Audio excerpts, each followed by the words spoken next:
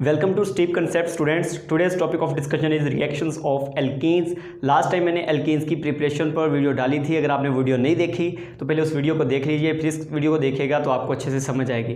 तो देखें एल्केन्स क्या हैं। हमने एल्केन्स के बारे में पढ़ा था। इनमें कार्बन टू कार्बन जो है वो डबल बॉन्ड कम से कम एक पाया जाता है, यानी इनमें एक सिग्मा बॉन्ड होगा और एक पाई बॉन्ड होगा। तो अगर रिएक्टिविटी की बात करें तो एल्केन्स में क्योंकि एक पाई बॉन्ड मौजूद होता है और पाई बॉन्ड के बारे में हमें पता है ये क्या है, ये एक वीक बॉन्ड है। ठीक है, इस बॉन्ड के वीक होने की वजह से क्या होता है, जो डबल बॉन्ड है वो टूट के सिंगल में कन्वर्ट हो सकता है, पाई बॉन्ड टूट सकता है। इस वजह से हम कह सकते हैं कि एल्केन्स जो हैं वो हमें एडिशन रिएक्शंस दे सकते हैं। ठीक है, तो एल्केन्स के सबसे पहले जो रिएक्शंस होते हैं वो होते हैं एडिशन रिएक्शन। इसके अलावा एल्केन्स जो हैं वो ऑक्सीडाइज भी हो सकते हैं, तो ऑक्सीडेशन रिएक्शंस भी होते हैं एल्केन्स के। एंड देन पॉलीमराइजेशन रिएक्शन के बारे में जो है वो हम देखेंगे। तो ये 3 किस्म के रिएक्शंस हैं। मैंने इस वीडियो को 2 पार्ट्स में जो है वो कवर किया है, तो आज हम एडिशन रिएक्शन को स्टडी करेंगे। तो देखें एडिशन रिएक्शन कौन कौन से होते हैं एल्केन्स के। सबसे पहले है जी हाइड्रोजिनेशन। ठीक है, हाइड्रोजिनेशन एल्केन्स के सबसे पहले हम देखते हैं। हाइड्रोजिनेशन का मतलब है addition of H2 molecule into alkene. ठीक है, क्या करना है, हमने H2 को ऐड करना है। ये हमारे पास कंपाउंड है 3 मिथाइल 1 ब्यूटीन। ठीक है, इस कंपाउंड के अंदर हम क्या करते हैं, H2 को ऐड करते हैं, हाइड्रोजन को ऐड करते हैं। ठीक है, तो क्या होगा, यहाँ पे आपको carbon to carbon double bond नजर आ रहा होगा। तो जब हम H2 को इसमें ऐड करेंगे, डबल बॉन्ड टूट के सिंगल में कन्वर्ट हो जाएगा। जो H2 है उसमें से एक H इस कार्बन के साथ अटैच हो जाएगा, एक H इस कार्बन के साथ अटैच हो जाएगा, तो दोनों के पास एक एक H आ गया। ठीक है, तो ये CH2 से CH3 हो गया और ये CH से CH2 हो गया। लेकिन इस रिएक्शन को करवाने के लिए जो कैटालिस्ट रिक्वायर्ड है वो है निकल। ठीक है, निकल भी यूज़ हो सकता है, प्लाटिनम भी, प्लाडियम भी, कोई भी कैटालिस्ट यहाँ पे जो है यूज़ कर सकते हैं। लेकिन निकल क्योंकि ज़्यादा एक्सपेंसिव नहीं होता तो निकल यूज़ किया जाता है और इसको साथ में हीट प्रोवाइड की जाती है। 200 से 300 के करीब जो है वो टेम्परेचर देना पड़ता है। तो क्या होगा, डबल बॉन्ड टूट के सिंगल में कन्वर्ट हो जाएगा। ये कंपाउंड था 3 मिथाइल 1 ब्यूटीन, जबकि ये जो कंपाउंड बना है इसका नाम है 2 मिथाइल ब्यूटेन। ठीक है, ये मैं लिख देता हूँ इधर, 2 मिथाइल ब्यूटेन। तो इस तरह से 2 मिथाइल ब्यूटेन जो है वो बन गया, यानी एल्कीन से एल्केन बन गया। तो इस रिएक्शन को यूज़ ही एल्केन की प्रिपरेशन में किया जाता है। ठीक है, एल्केन्स को प्रिपेयर करने के लिए इस रिएक्शन को यूज़ किया जाता है। अब यहाँ पे जो हमने निकल प्रोवाइड की है, ये निकल जो है वो आम, अगर निकल प्रोवाइड करें, मेटेलिक जो आम मेटल होती है निकल, वो प्रोवाइड करें तो रिएक्शन इतना फास्ट नहीं होता, इतना जो है वो कैटालिस्ट जो है वो इतना अपना जो है वो रोल प्ले नहीं कर पाता। इसलिए हम इसके लिए स्पेशली डिज़ाइन निकल जो है वो यूज़ करते हैं। उस निकल को कहते हैं रैनी निकल। ठीक है, यहाँ पर मैंने मैंशन किया, देखें रैनी निकल स्पेशली ये साइंटिस्ट का नाम पे है जिसने इसको फर्स्ट टाइम प्रिपेयर किया था। तो रैनी निकल जो है इसको प्रिपेयर करने के लिए क्या किया जाता है, सोडियम जो निकल एल्यूमिनियम एलॉय है, निकल एल्यूमिनियम एलॉय को ट्रीट करवाया जाता है aqueous solution of caustic soda. ठीक है, यानी सोडियम हाइड्रोक्साइड के एक्वस सॉल्यूशन से इसको ट्रीट करवाया जाता है। इस रिएक्शन के रिजल्ट में क्या होता है, देखें निकल एल्यूमिनियम एलॉय हमने डाल दिया कास्टिक सोडा के एक्वस सॉल्यूशन में, तो पानी, कास्टिक सोडा और निकल एल्यूमिनियम एलॉय रिएक्ट करते हैं। इसके रिजल्ट में एक निकल बनती है, साथ में निकल एल्यूमिनाइट बनता है और साथ में हाइड्रोजन गैस जो है वो रिलीज होती है। ठीक है, ये तो बाई प्रोडक्ट्स हैं, लेकिन हमें ये निकल चाहिए। ये निकल जो है इसके ये खुरदरी सी, यानी ये मेटेलिक जो निकल होती है ये खुरदरी नहीं होती, जबकि ये वाली जो निकल होती है इसमें काफ़ी मसाम होते हैं। ठीक है, मसाम ज्यादा होने की वजह से सरफेस एरिया बढ़ जाता है। ठीक है, पोर्स होते हैं, पोर्स की वजह से सरफेस एरिया बढ़ता है, जैसे रिएक्शन जो है वो ज्यादा कैटालाइज हो सकता है निकल रैनी निकल का इस्तेमाल करके। तो एक्चुअली हमने यहाँ पे कौन सी निकल यूज करनी है, रैनी निकल। ठीक है, रैनी निकल का यूज करके एल्केन तैयार कर देंगे। ये रिएक्शन जो है एल्केन की प्रिपरेशन के हिसाब से तो इंपॉर्टेंट है ही, लेकिन वैसे भी इंडस्ट्रियली बड़े इंपॉर्टेंट है, क्योंकि सिमिलर रिएक्शन यूज करके हम क्या करते हैं, ऑयल को कन्वर्ट करते हैं घी के अंदर। जो ऑयल होता है कुकिंग ऑयल, उसमें अगर उसकी हाइड्रोजनेशन करवाई जाए, हमें पता है जो कुकिंग ऑयल होता है ये अनसैचुरेटेड कंपाउंड होता है, इसमें डबल बॉन्ड मौजूद होता है। तो क्या होता है, ऑयल की हाइड्रोजनेशन करवाई जाती है निकल की मौजूदगी में एट अ पर्टिकुलर टेम्परेचर, तो ऑयल जो है अनसैचुरेटेड कंपाउंड सैचुरेटेड कंपाउंड यानी घी में कन्वर्ट हो जाता है, बनस्पति घी बन जाता है उससे। ठीक है, ऑयल से बन जाता है बनस्पति घी। बनस्पति घी उसको कहते हैं जो आप उसको ऐसे पकड़ के जो है वो रब करें तो क्या होता है, आपको छोटे छोटे जो है वो दाने महसूस होते हैं। ठीक है, उसको बनस्पति घी कहते हैं। तो क्या होता है, ऑयल जो है वो बनस्पति घी में कन्वर्ट हो जाता है। तो इंडस्ट्रियली भी इस रिएक्शन की काफ़ी इंपॉर्टेंस है हाइड्रोजिनेशन की। इसके बाद सेकेंड एडिशन रिएक्शन आ जाता है हेलोजिनेशन। हेलोजिन को ऐड करना है हमने एल्कीन के अंदर। इसमें क्या है जी, हमारे पास एल्कीन है, कोई भी एल्कीन है, फर्स्ट करिए इथीन है, इथीन का हम किसी भी हैलोजन के साथ रिएक्शन करवाएं, ब्रोमीन या क्लोरीन स्पेशली, उनकी जो है वो यहाँ पे हम एग्जांपल दे सकते हैं। तो ब्रोमीन मैंने ली है, Br2 के साथ रिएक्शन करवा रहे हैं और यहाँ पे सॉल्वेंट यूज हो रहा है कार्बन टेट्राक्लोराइड, क्योंकि ब्रोमीन कार्बन टेट्राक्लोराइड में हल करके जो है इस्तेमाल की जाती है। तो क्या होता है, कार्बन टेट्राक्लोराइड में जब ब्रोमीन को डाल के इसके साथ ट्रीट करवाया जाता है तो ये डबल बॉन्ड टूट के सिंगल में कन्वर्ट हो जाता है, ब्रोमीन का ब्रोमीन से बॉन्ड टूटता है, एक ब्रोमीन इसके साथ, एक ब्रोमीन इसके साथ, दोनों के साथ एक एक ब्रोमीन आ जाती है और ये जो हमारे पास प्रोडक्ट बन जाता है ये एक विसिनल डाइहैलाइड होता है। ठीक है, विसिनल डाइहैलाइड बन जाता है, यानी जिसमें एडजेसेंट कार्बन पे जो है वो एक एक हैलोजन आगे अटैच हो जाते हैं। या फिर इसको आप आयोपैक सिस्टमैटिक मेथड के जरिए इसको नाम दे तो ये बनेगा 1,2-डाइब्रोमोइथेन। ठीक है, 1,2-डाइब्रोमोइथेन। अब इस रिएक्शन का मैकेनिज्म क्या है देखते हैं जी। होता क्या है एक्चुअली, सबसे पहले जब हम जो एल्कीन है उसके करीब जैसे ही ब्रोमीन का मॉलिक्यूल आता है, ठीक है, तो ब्रोमीन का मॉलिक्यूल जब करीब आता है तो यहाँ पर क्या होता है, instantaneous dipole induced dipole forces की वजह से ये ब्रोमीन का मॉलिक्यूल जो है वो instant for a particular instant ये जो है वो क्या बन जाता है, ये एक पोलर मॉलिक्यूल बन जाता है, जिसमें क्या होता है, इस ब्रोमीन पे आ जाता है पॉजिटिव चार्ज, इधर वाली ब्रोमीन पे नेगेटिव चार्ज। इस पॉजिटिव चार्ज वाली ब्रोमीन पर फिर ये carbon to carbon double bond वाले इलेक्ट्रॉन अटैक करते हैं। ठीक है, ये पूरा एक मैंने एरो लगाया, इसका मतलब 2 इलेक्ट्रॉन अटैक करते हैं ब्रोमीन पे, ये ब्रोमीन इससे अलग हो जाती है, ये ब्रोमीन जाके अटैच हो जाती है इन दोनों कार्बन एटम के साथ, देखें, और ब्रोमीन पर आ जाता है पॉजिटिव चार्ज। ठीक है, पॉजिटिव चार्ज क्यों आया, क्योंकि इसके जो बॉन्ड हैं वो ज़्यादा बन गए, इसका बॉन्ड एक बनता है जबकि 2 बॉन्ड बन गए, या ये कह लें कि इसका इलेक्ट्रॉन जो है वो, इसके इलेक्ट्रॉन ये ब्रोमीन लेके चला गया। ठीक है, ये जो ब्रोमाइड था ये लेके उसका भी इलेक्ट्रॉन लेके, जो बॉन्ड वाले इलेक्ट्रॉन दोनों शिफ्ट हो गए इस ब्रोमाइड पे, तो ये इलेक्ट्रॉन लेके चला गया, इस पर पॉजिटिव चार्ज आ जाता है। ठीक है, तो इस ब्रोमाइड पर आ जाता है नेगेटिव चार्ज। ये जो चीज़ बनी है इसको कहते हैं ब्रोमोनियम आयन,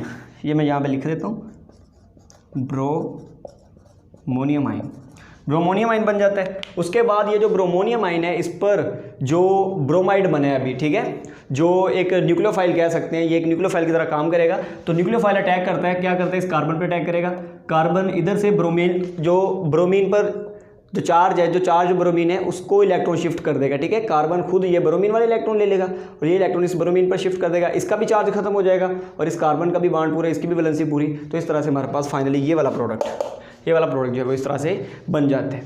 तो इसके बाद है जी, ये थी ब्रोमीन हेलोजिनेशन।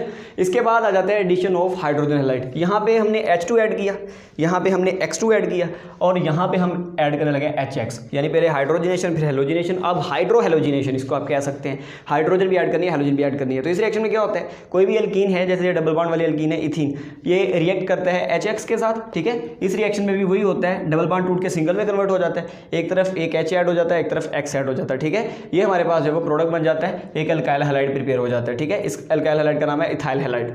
ये जो भी यहाँ पे ब्रोमीन होगा, क्लोरीन होगा, जो भी लगा होगा उसके हिसाब से इसको नाम मिलेगा, इथाइल ब्रोमाइड या इथाइल क्लोराइड। इसका मैकेनिज्म कैसे, इसका मैकेनिज्म भी कुछ इससे मिलता जुलता है। देखिए होता क्या है, हमें पता है हाइड्रोजन पे होता है पॉजिटिव चार्ज, हेलोजन पे होता है नेगेटिव चार्ज HX में।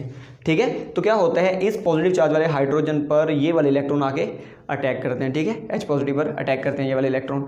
फिर उसके बाद क्या होता है, ये जो बॉन्ड है HX का जो बॉन्ड है ये टूट जाता है और इलेक्ट्रॉन शिफ्ट हो जाते हैं X की तरफ। ठीक है, X नेगेटिव अलग हो जाता है और यहाँ पर ये जो हाइड्रोजन एक कार्बन के साथ जाके अटैच हो जाएगा, इस कार्बन के साथ अटैच हो गया और इस कार्बन का बॉन्ड कम हो जाता है, इस पर आ जाता है पॉजिटिव चार्ज। ठीक है, फिर ये X दोबारा अटैक करेगा इस कार्बन पर जिस पर पॉजिटिव चार्ज है, ये हैलाइड इस पर अटैक करेगा तो क्या होगा, अब हैलाइड इसके साथ आके अटैच हो जाएगा। ठीक है, अब यहाँ पर अगर आप ब्रोमीन कर लें तो ये बनेगा इथाइल ब्रोमाइड, फिर यहाँ पर होगा ब्रोमाइड, यहाँ पर भी बनेगा ब्रोमाइड।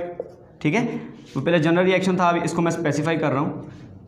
तो ये हमारे पास इस तरह से इथाइल ब्रोमाइड जो है वो प्रिपेयर हो जाता है इस रिएक्शन के थ्रू। ठीक है, तो इस रिएक्शन के ज़रिए जो है हम कोई भी अल्काइल हैलाइड जो है वो प्रिपेयर कर सकते हैं। ठीक है, इसके बाद ये जो एडिशन है हाइड्रोजन हैलाइड की, ये एडिशन अगर आप किसी एसिमेट्रिक एल्कीन में करवाएं, ठीक है, यानी ये तो सिमेट्रिक एल्कीन है। सिमेट्रिक एल्कीन होती है वो वाली जिसमें डबल बॉन्ड के दोनों तरफ कार्बन एटम की तादाद सेम हो, डबल बॉन्ड की इस तरफ भी कार्बन एक है, इस तरफ भी कार्बन एक ही है। ठीक है, तो ये सिमेट्रिक एल्कीन है। लेकिन अगर ये एसिमेट्रिक एल्कीन हो, जैसे कि ये वाली एल्कीन मैंने बनाई है, ये वाली एल्कीन है एसिमेट्रिक एल्कीन, डबल बॉन्ड की इस तरफ 2 कार्बन है, इस तरफ 1 कार्बन है।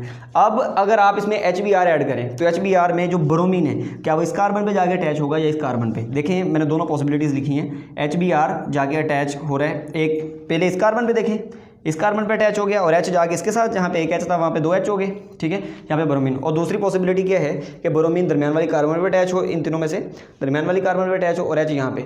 ये जो पहली कंडीशन है, इसको इसमें बनने वाला प्रोडक्ट होगा 1 ब्रोमो प्रोपेन। दूसरी कंडीशन जो है इसमें होता है 2 ब्रोमोप्रोपेन, ये कंपाउंड बन सकता है। तो मार्कोनिकॉव्स रूल क्या है? मार्कोनिकॉव्स रूल कहता है अगर एसिमेट्रिक एल्कीन में अगर आप एसिमेट्रिक रिजेंट को ऐड करें, ये रिजेंट भी एसिमेट्रिक है H एंड Br, ठीक है, एसिमेट्रिक एल्कीन में एसिमेट्रिक रिजेंट को ऐड करें तो उस एसिमेट्रिक रिजेंट का जो नेगेटिव पार्ट है वो डबल बॉन्ड रखने वाली जो 2 कार्बन है उनमें से उस कार्बन की तरफ जाता है जहां पर हाइड्रोजन की तादाद क्या हो, कम हो, ठीक है। यानी हम कह सकते हैं when asymmetric reagent is added to any asymmetric alkene the negative part of the reacting reagent goes to that carbon of double bond which have least number of hydrogen, ठीक है। यानी डबल बॉन्ड के उस carbon पे जाएगा negative part जिसके पास कम से कम hydrogen की तादाद है, ठीक है। तो इन दोनों में से फिर कौन सा प्रोडक्ट बनेगा? क्या ये वाला प्रोडक्ट बनेगा या ये वाला?